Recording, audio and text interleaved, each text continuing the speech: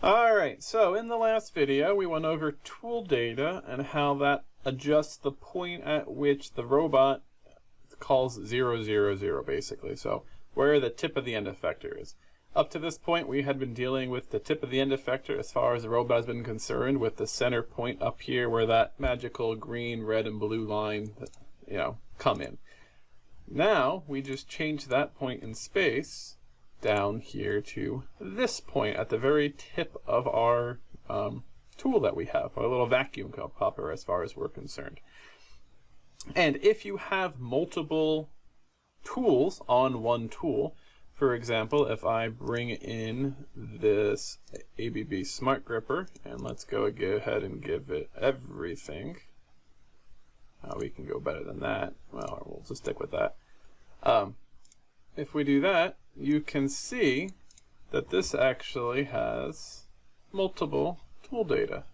So we have the one for the end effector itself, we have the one for the suction cup, and then we even have tool data for the camera that is mounted to it.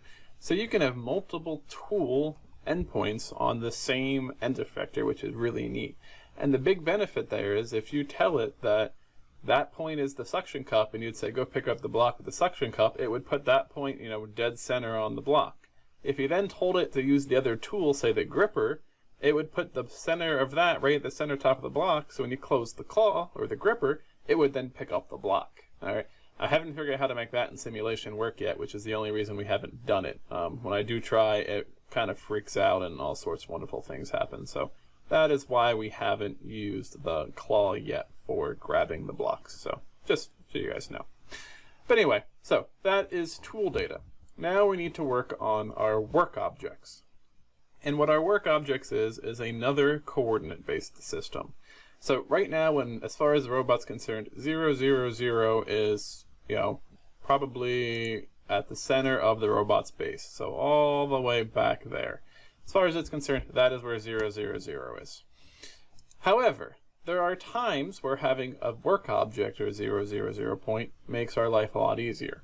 And this is the case where you have the same robot feeding multiple stations. So let's say you had the robot feeding multiple CNC machines all around it and putting parts into it. Having a work object for each CNC machine allows you to write your code once and then say, basically, hey, load it into robot A, or CNC machine A, and the robot would go, okay, that's this work object, and it would then be able to place the piece in A, and then say, okay, now move it from work object A to B, and it could then move that part without you actually having to program any new points, as long as all of your work objects are exactly the same. And again, in an ideal world, you would be taking lots of measurements and making sure that everything is actually, correct, and you'd be programming that in. In a not so ideal world, we can use the robot to teach those specific work objects. And we are going to go ahead and do that now. All right. So, one thing that I found is you want to make sure that your robot can actually be able to reach all your points, ideally without changing the end effector location. I don't think it actually matters, but ideally you want to make sure that your robot can reach the multiple points, there's 3 of them, without changing how the end effector angle is. So ideally without having to do a reorient. So in our case, we're going to use this brown box with the little green part on it. All right, we're going to start at that point closest to the robot. That's going to be our X1 location. We're going to come out here to our second point, which will be our X2. And then we're going to come out here to, I believe it's called Y2. All right, so in the robot, I'm going to just make my life a bit easier by being able to just drag the robot just to do a quick check to make sure that this orientation of the gripper is able to actually reach all of those points. And right now I'm just going to be really rough about it. And again, normally you'd be doing this with the teach pendant and whatnot, and we will actually get there to doing it with the teach pendant. But I figured for me, since we're doing the simulated and it's so hard to judge all the different angles and go, yeah, okay, that's good, I'm just going to use the little drag tool. So that looks like it will work just fine. I believe we could probably even reach the 4th point if we needed to. All right. So we could get to that 4th point if we needed to. Now, I believe we have a problem, however, I can't go from my fourth point back to my first point. There is a hard limit there. One of the joints is not happy. So we can reach all the points, but we have to kind of go a roundabout way of getting there. Now, to make this easier, I have found that if you can orient your tool also in a way that it is basically lined up with the object, that way you can use the jog command much simpler. All right. So, and what I mean by that is, let's go ahead and bring our object in. So you can see I already created it once, but we're going to go ahead and do it again. So if we go with the world or base, whichever one you want, all right, and I try to jog this, you know, everything moves 90 degrees. Well, if you notice, this object is not at 90 degrees. It's at a slight angle, which makes it really kind of annoying for me to go, okay, I gotta... Alright, we'll just slowly keep trying to position this. And again, your goal is to, as last time, get it as close to that corner as you physically can. Alright, so we need to go down just a bit more, and then to this way. And I think I'm going to call that one good. Alright, we're a little high, but that's alright. We'll just always try to be a little high. Anyway, so we can go to program data. We're going to say new. I'm going to call this brown box 1, which is fine. I'm going to get rid of my capital O there. And we're going to, of course, do edit and define just like we did with the tool. Now, our user method, we're going to make that 3 points. That's the only option that we have. All right, and notice we have an x1, a x2, and a y1. So this will be an x1, so you'll just click on it just like we did last time, and then we'll say modify position. And then we're going to go back to jogging. Now, I am still in world mode, all right, and I'm going to cheat here a little bit. All right, sorry about that. I'm going to cheat here a little bit, and we're going to save this point as well. So let me go ahead and cancel that. And this is just for my purposes of showing you what I'm talking about. So we will just create a new point here. P10 is fine. All right. So we've got my point there. Now let's go ahead and go back to my work object, go back to brown box 1. We're going to define that again. 3 points, modify 1.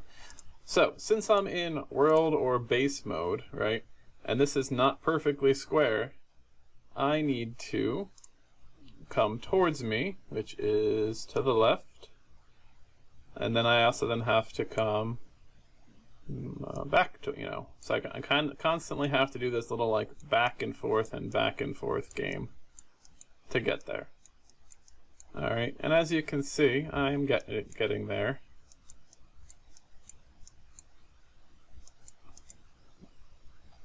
Alright, and this time we are pretty much dead on the top, which is fine.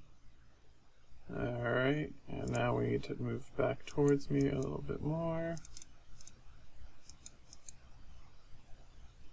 And see how that looks. Oh, we went too far. So we can go ahead and go back just a little bit. And again, if you need to, change your mode so that way it moves smaller increments, and we can say modify position 2 for that. Now, as you saw, I had to do XY, XY, XY, XY, XY. Maybe you'd have to throw some Z in there too, to get there, so it would make your life kind of easy. Now, my little cheat here is, if I go back to this position, you notice I was running like in a beautifully straight line. So my little cheat here is because we are doing this in the simulated environment, and we have these colors sticking off, so you center that. Alright, I am going to attempt to orient this so the green line is parallel to the axis I want, and the red line is parallel to the other axis of that brown box. So we're going to go into reorient mode. There we go. Let's see how we're doing. I'd say we went a little bit too far there. Oh, this button. Nope.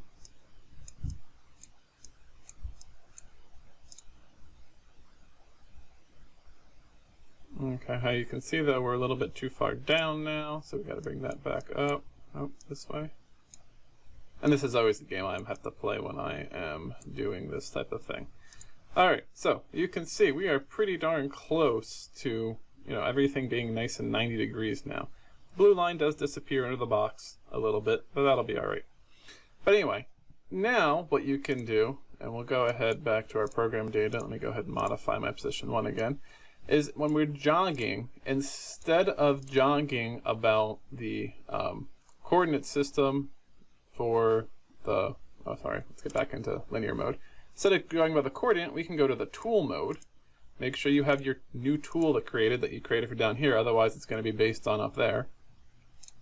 But now, we can very easily, helps if I pick the right axis, right? And the right direction. You can now very easily almost just kind of move directly, linearly, and look how close that got us. Alright, now we are a little high because my z-axis was a little, everything was just a little bit off. But if I would have taken a little bit more time to make that a little bit better, I wouldn't have to do any other adjustments. So I wouldn't have to go, oh, I got to go down, whatever. So that little bit of reorientation just made this job so much easier for me. So I highly suggest, especially since we're in the simulated environment, you go ahead and take advantage of that. Alright, then we can call that point 2, so we'll modify that one again. And now we need to go grab our Y. Alright, and we're going to hold it this way. Yep. And again, we're just going to send our tool all the way up to that last position.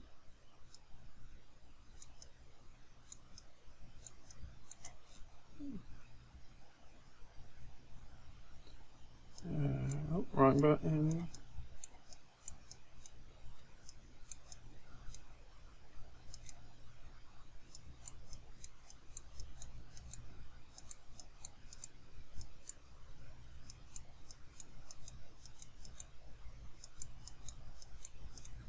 Wrong way again. I am great at going the wrong way at these things.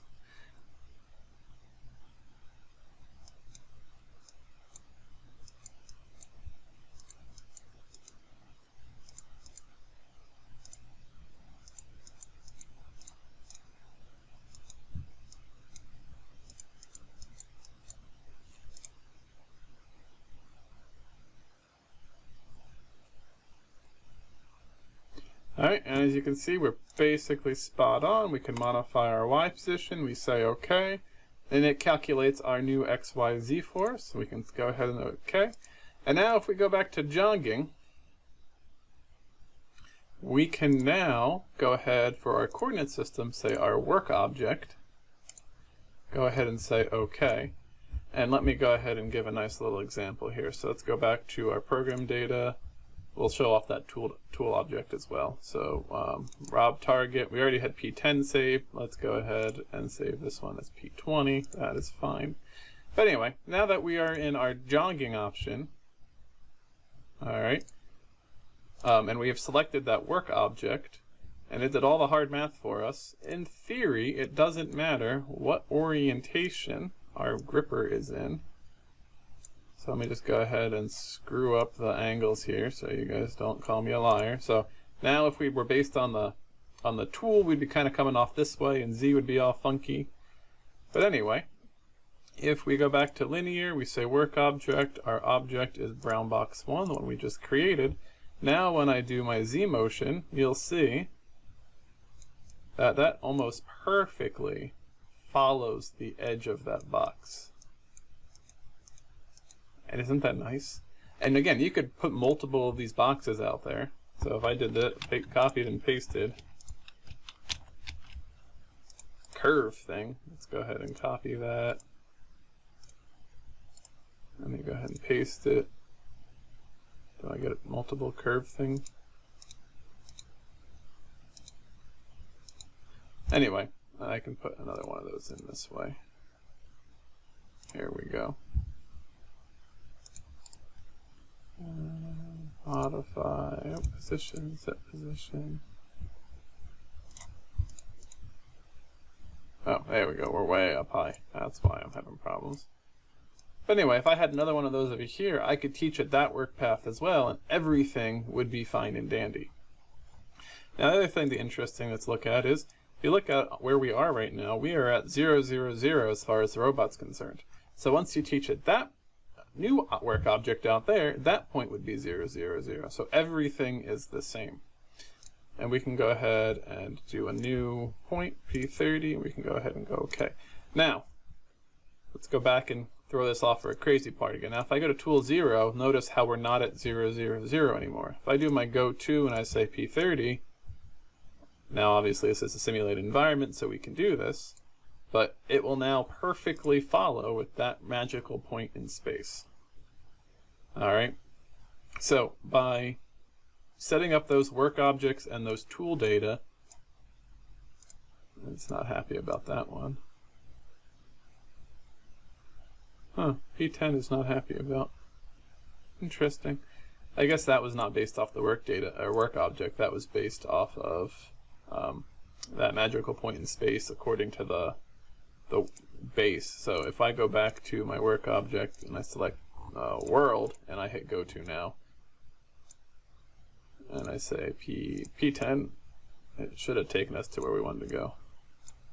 Anyway, you guys can see, having that work object set up and saving your points in relationship to that work object, that is key, will make everything so much nicer and makes it easier to repeat things. So I could tell you guys, stacks 5 of these blocks on this one in a tower and 5 of those blocks on this one in a tower, and all you'd have to do is change your work object once, and you would have your code working beautifully. So if you guys have any questions about this, please let me know.